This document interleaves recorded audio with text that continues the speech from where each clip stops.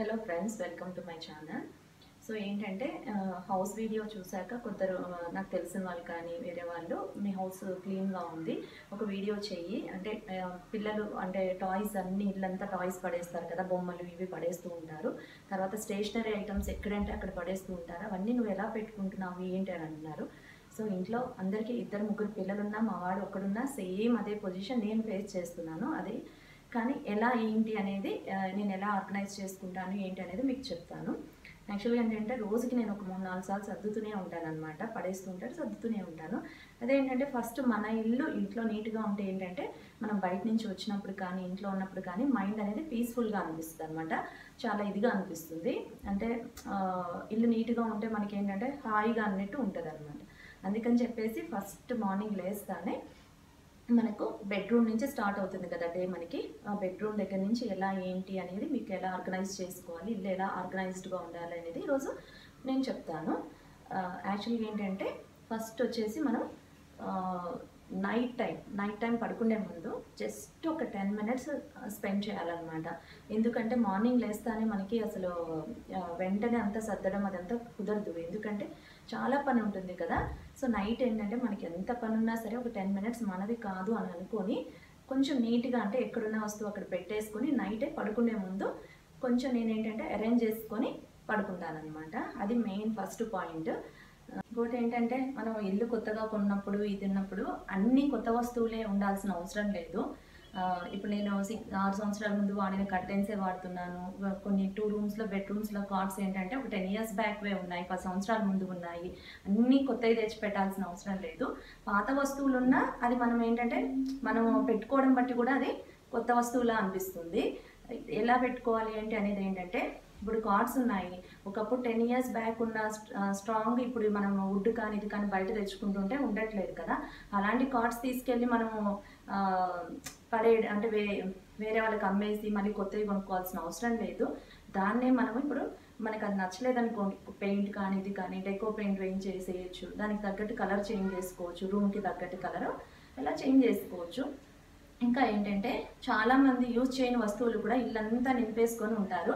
అది మనం యూజ్ చేయం కానీ మనకేంటంటే అమ్మబుద్ధి కాదు, వేరే వాళ్ళకి ఇవ్వబుద్ధి కాదు. అలా కాకుండా ఇప్పుడు ఏంటంటే చాలా సైట్స్ ఉన్నాయి, ఆన్లైన్ సైట్స్. మనం సేల్ చేయాలన్నా ఇదన్నా అమ్మేసుకొని కొత్త వస్తువు కొనవచ్చు. యూజ్ చేయనప్పుడు ఇంట్లో పెట్టుకొని ఏం లాభం అడ్డు కదా. మేమేంటంటే కమ్యూనిటీకి వచ్చాక ఇక్కడ మాకు జిమ్ అనేది ఉంటుంది, అన్నీ ఉంటాయి జిమ్లో కదా, ట్రెడ్మిల్ ఇదంతా. మాకు వేరే ఇంట్లో ఉన్నప్పుడు ట్రెడ్మిల్ ఉండేది. ఇక్కడికి వచ్చేటప్పుడు ఇంకేం అవసరం ఉంది అని చెప్పేసి కొన్ని అవసరం మనకి ఉండదు అనుకున్నవి మేము సేల్ చేసి వచ్చేసామన్నమాట. సో అమ్మేసినా తప్పు లేదు, లేదా మనం ఎవరికైనా ఇవ్వాలి అనుకుంటే ఎవరికైనా ఇవ్వచ్చు, ఏదైనా చిన్న చిన్న వస్తువులు ఉన్నాయి అన్నప్పుడు. ఇంట్లో పెట్టేసుకొని ఇల్లంతా ఇరుకు చేసుకొని అలా ఉండకూడదు.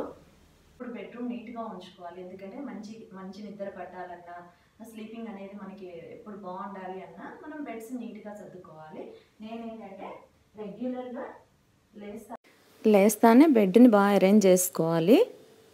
సో చూడ్డానికి బాగుంటుంది, నీట్గా ఉంటుంది, నిద్ర అనేది బాగా పడుతుంది. బెడ్ పక్కన ఏదంటే అది పెట్టడం అలా చేయకండి.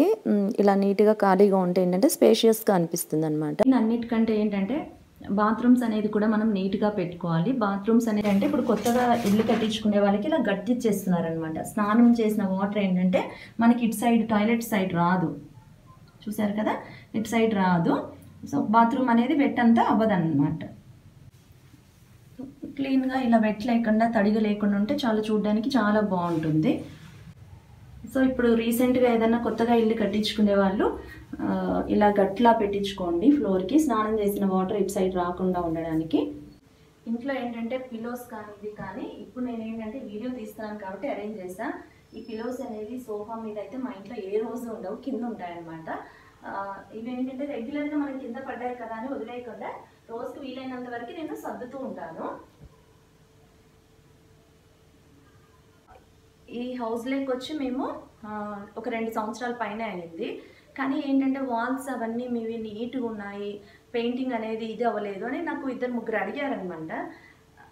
రీజన్ ఏంటంటే ఒక పిల్లలు ఉన్నప్పుడు ఎవరి పిల్లలైనా అల్లరి చేస్తారు, ఇది చేస్తారు. మా బాబు కూడా అంతే, తిన్న చేతులతోనే వాల్ ఉందనుకోండి, వాళ్ళకి ఇలా హ్యాండ్ ఇలా పెట్టేస్తాడనమాట, అక్కడ అదే మరక పడుతుంది. ఇంకోటి జూలా ఉంది. ఈ జూలాని ఇలా ఊగినప్పుడు గోడకి వెళ్ళి ఎన్నోసార్లు పెయింట్ పోవడం అదంతా అయింది. కానీ నేనేంటంటే అవన్నీ పట్టించుకోను.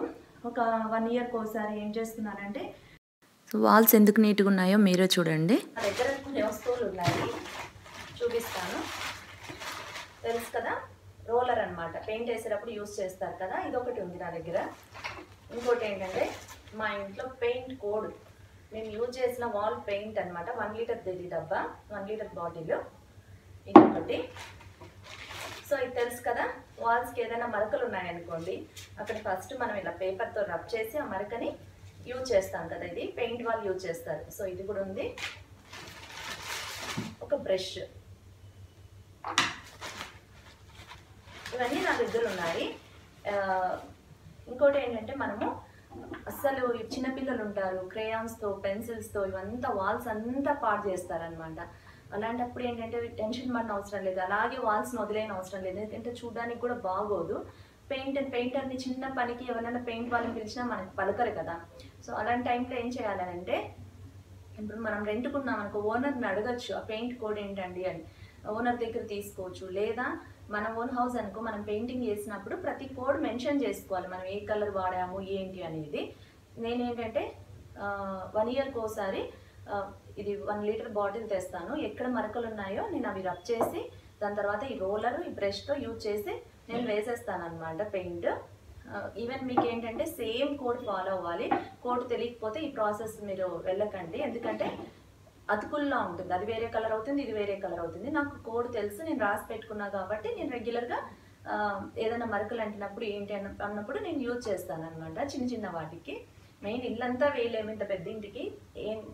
ఏంటంటే మనకి చిన్న చిన్నవి ఇట్లా ఏదైనా అంటుకోవడం, కిచెన్లో వాల్స్ అన్నీ సింక్ దగ్గర ఇదైపోయి ఉంటాయి కదా, సో అక్కడ అలాంటి వాటికి యూజ్ చేస్తాను అనమాట. ఈవెన్ హాల్లో సోఫా దగ్గర అలా ఎక్కువ వాడుతూ ఉంటాము, వాల్స్ అంతా పాడై ఉంటాయి. సో ఇది యూజ్ చేస్తాను. పెయింట్ ఎలా మిక్స్ చేసుకోవాలి ఏంటి అనేది మనకు చాలా వీడియోస్ ఉంటాయి, అవి చూడండి. ఇంకొకటి ఏంటంటే మనం పెయింట్ వేయడానికి ఇలాంటి రే కూడా 150 రూపీస్ అవుతుంది అనమాట. ఇది 100 రూపీస్ టు 150 రూపీస్ దాకా ఉంటుంది. ఫస్ట్ ఇది కూడా పెట్టుకోవాలి, దీంట్లో పెయింట్ వేసుకోవాలన్నమాట. మీరు అనుకోవచ్చు మనం పెయింట్ వేసుకునేది ఏంటి అని. యూఎస్లో అయితే వేరే కంట్రీస్లో ఇల్లంతా వేసుకుంటారు వాళ్ళు పెయింట్, ఎందుకంటే వాళ్ళు బయట నుంచి పిలిపిస్తే చాలా కాస్ట్ తీసుకుంటారని. జస్ట్ మనం ఏంటంటే చిన్న చిన్న మరకలు పడినప్పుడు ఇది మనం వేసుకుంటే ఏం తప్పు లేదనమాట. ఈ పెయింట్ డబ్బా 1 లీటర్ ఉంది కదా, ఇది ఫస్ట్ ఏం చేయాలంటే ఒక మగ్గులో కానీ పెద్ద డబ్బాలో కానీ కొద్దిగా వాటర్ వేసి కొంచెం మిక్స్ చేసుకోవాలి. అంటే ఇదేంటంటే కొంచెం చిక్కగా ఉంటుందన్నమాట. కొద్దిగా వాటర్ వేసి మనము మిక్స్ చేసుకొని దీంట్లో వేసుకోవాలి పెయింట్ని. పెయింట్ వేసుకున్నాక ఈ రోలర్ ఉంది కదా, ఈ రోలర్ ఇట్లా పెయింట్ లోపల ఇలా రబ్ చేసి ఇలా వాల్కి ఇలా అప్ అండ్ డౌన్ అనేయాలి, అంతే అనమాట. ఈజీ, చాలా ఈజీ. సో ఇలా వాల్స్ని కూడా నీట్గా పెట్టుకోవచ్చు. ఇంకొకటి అందరు అడుగుతున్నారు, మనకు అపార్ట్మెంట్స్లో వాష్ ఏరియా, బట్టలు ఆరేసుకోవడానికి ఓన్లీ వాష్ ఏరియా లేదా బాల్కనీలో ఆరేస్తా అని అంటారు. నేనైతే బాల్కనీలో క్లాత్స్ అయితే ఆరబెట్టట్లేదండి, ఎందుకంటే బాల్కనీలా పెట్టుకోవాలి మనం, నా ఒపీనియన్. వాష్ ఏరియాలో నేను ఆరేస్తున్నా.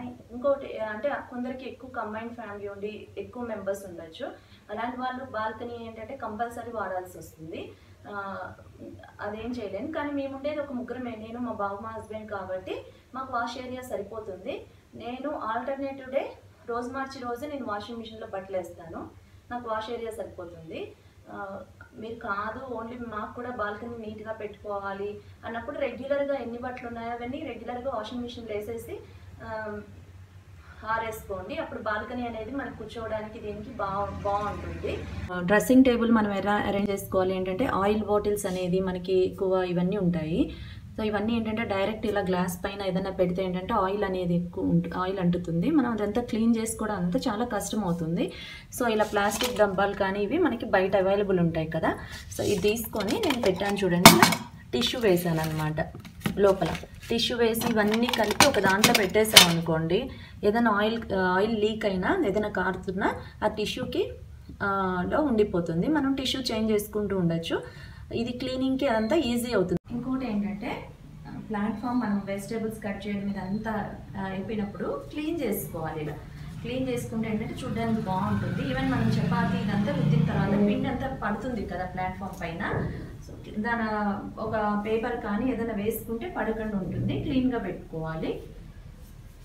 ఇంకోటి డస్ట్బిన్స్ మనం కిచెన్లో పెట్టడం చాలామంది పెడుతుంటారు, కానీ నేనైతే సజెస్ట్ చేయను. ఎందుకంటే మార్నింగ్ నుంచి ఈవినింగ్ వరకు చెత్త అనేది కిచెన్లో ఉండడం వల్ల ఇది ఇంకా సమ్మర్ కదా, అండ్ మామూలు చీమలు ఇవన్నీ ఎక్కువ వస్తూ ఉంటాయి. మెయిన్ వీలైనప్పుడు మనకు వాష్ ఏరియా కిచెన్కి దగ్గరలోనే ఉంటుంది కదా, వాష్ ఏరియాలో పెట్టుకోండి. అంటే మనము రోజుకు ఒకసారి ఈ కిచెన్ అది ప్లాట్ఫామ్ కానీ స్టవ్ కానీ పని అయిపోయాక నైట్ టైం ఒకసారి క్లీన్ చేసుకోండి వీలైనంత వరకు. స్టవ్ అనేది ఎక్కువ వాటర్తో క్లీన్ చేయని అవసరం లేదు, ఒక వెట్ క్లాత్ తీసుకొని కూడా క్లీన్ చేయొచ్చు. నేను ఇదేంటంటే వెట్ టిష్యూ అనమాట, వెట్ది. సో నేను దీంతో క్లీన్ చేస్తున్నాను. ఇదేంటంటే కాలిన్ టైప్ అనమాట టిష్యూస్. మనకు కాలిన్ ఎలాగో ఈ కాలిన్లో వెట్లా ఉంటుంది కాలిన్తో, సో నీట్గా వెళ్ళిపోతుంది. ఈవెన్ టైల్స్ కూడా దీంతోనే తుడవచ్చు. స్టవ్ ఇదంతా కిచెన్ నీట్గా పెట్టుకోవడం వల్ల ఏంటంటే మనకి ఈ కాక్రోచెస్, ఇన్సెక్ట్స్ ఉంటాయి కదా, బొద్దింకలు, పురుగులు అనేది మనకి రాకుండా ఉంటాయి అన్నమాట. సో మనం పైన స్టవ్ తుడిచేసి కింద ఏముందిలే కనిపించట్లేదని చూడకూడదు. మెయిన్ ఏంటంటే స్టవ్ కింద ఇంపార్టెంట్ అనమాట. స్టవ్ కింద కూడా క్లీన్ చేసుకోవాలి. తర్వాత ఇంకోటి ఏంటంటే ఇప్పుడు ఇది ట్రేస్ ఉన్నాయి కదా, ఇందాక మీకు నేను డ్రెస్సింగ్ టేబుల్ దగ్గర చూపించాను ఈ ట్రేని. ఇవి ఏంటంటే మనం ప్లాస్టిక్ కూడా వాడచ్చు, ఇది వుడెన్ ట్రే కదా. ఇలాంటి ఆయిల్ బాటిల్స్ ఇవి ఉన్నప్పుడు సో ఆయిల్ అంతా అంటుకోకుండా ఉండడానికి ఈ ట్రేలో నేను టిష్యూస్ వేసి పెట్టాను. చూడండి ఆయిల్ అంతా టిష్యూస్కి అంటుకుంది. మనం వారానికి ఒకసారి ఈ టిష్యూస్ని చేంజ్ చేసి వేరే టిష్యూ వేయచ్చు. దీనివల్ల ఏంటంటే నీట్గా ఉంటుంది, బండలకి అంత ఆయిల్ అంటుకోకుండా. ప్లస్ అన్నీ ఒక దాంట్లో పెట్టుకోవడం వల్ల మనకి ప్లేస్ కలిసి వస్తుంది, చూడడానికి నీట్గా కూడా ఉంటుంది. ఏంటంటే టాయ్స్కి వచ్చేసరికి అంటే ఇలా మేము కొన్ని ర్యాక్స్ ఇచ్చేసాం అనమాట. డైలీ ఇలా ఉండదు నీట్గా, ఎలా అంటే అలా పడేస్తాడు దాని లోపల. బట్ ఈరోజు నేను చెప్పాను, నేను ఈ టాయ్స్ వీడియో పెడతాను కొంచెం నీట్గా సర్దు అంటే సరే అని చెప్పేసి వచ్చి పెట్టాడు. ఇంకోటి ఏంటంటే టాయ్స్ ఇలా పెట్టడం వల్ల ఏంటంటే మనకి ఈజీ అనమాట. క్లీన్నెస్ అనేది వాళ్ళు రోజు రెగ్యులర్గా తీస్తారు, పెడుతూ ఉంటారు. మనం రోజు క్లీన్ చేయలేం కదా టాయ్స్ని, డస్ట్ అంతా. సో ఇలా లోపల పెట్టడం వల్ల, కబోర్డ్స్ లోపల పెట్టడం వల్ల ఏంటంటే కొంచెం డస్ట్ లేకుండా ఇది లేకుండా నీట్గా ఉంటాయి. టాయ్స్ని మనం ఇలా అరేంజ్ చేసుకోవాలి. దాని తర్వాత వచ్చేసి ఇంకా చాలా టాయ్స్ ఉన్నాయి. ఇలా మన కబోర్డ్స్ లేవనుకోండి, ఇలా బాక్సులు తీసుకొని బాక్సులు అరేంజ్ చేసుకొని ఆడాక ఆ బాక్స్లో వేసేయమంటే వాళ్ళు వేస్తారు కదా, సో దాంట్లో పెట్టేసుకుంటారు పిల్లలు. యాక్చువల్లీ ఏంటంటే ఇలా ఓపెన్గా ఒక ర్యాక్ పెట్టిస్తే ఏంటంటే డస్ట్ అనేది ఎక్కువ అవుతుంది. బట్ నేను మా హస్బెండ్ ఏమనుకున్నా అంటే అన్నీ క్లోజ్డ్గా ఉంటే కొంచెం మనకి అవి గుర్తురావు కదా, ఇట్లా బుక్స్కి వాటికి మటుకు ఓపెన్ పెట్టిద్దాము, ఈజీగా ఉంటుంది యాక్సెసిబిలిటీ, అంటే వాటి తీసుకొని చదువుకోవడం ఇలా అని చెప్పేసి ఇది ఒక్కటి ఇలా పెట్టించాము ఓపెన్గా. రిమైనింగ్ అన్నీ క్లోజ్డ్ కబోర్డ్స్ అనమాట. దీంట్లో అన్ని స్టేషనరీ ఐటమ్స్ ఉంటాయి అన్నమాట. యాక్చువల్లీ ఏంటంటే స్టేషనరీ ఐటమ్స్ ఎప్పుడు మనము ఒక కబోర్డ్లోనే పెట్టాలి, బయట పెట్టకూడదు. ఎందుకంటే మన పిల్లలే కాదు, బయట నుంచి పిల్లలు కూడా కిడ్స్ ఆడుకోవడానికి ఇలా వస్తారు కదా, సో ఆ క్రేయాన్స్ కానీ ఆ స్కెచెస్ కానీ దొరికితే వాల్స్ క్రాస్ చేయడం ఇలా ఉంటుంది. చిన్నపిల్లలు వచ్చినప్పుడు కొంచెం అందుబాటులో లేకుండా లోపల కబోర్డ్స్లో పెట్టేటట్లు చూసుకోండి. ఇల్లు ఫ్లోర్ క్లీనింగ్ అనేది బండలు ఇవి క్లీన్ చేసుకోవాలి రెగ్యులర్గా.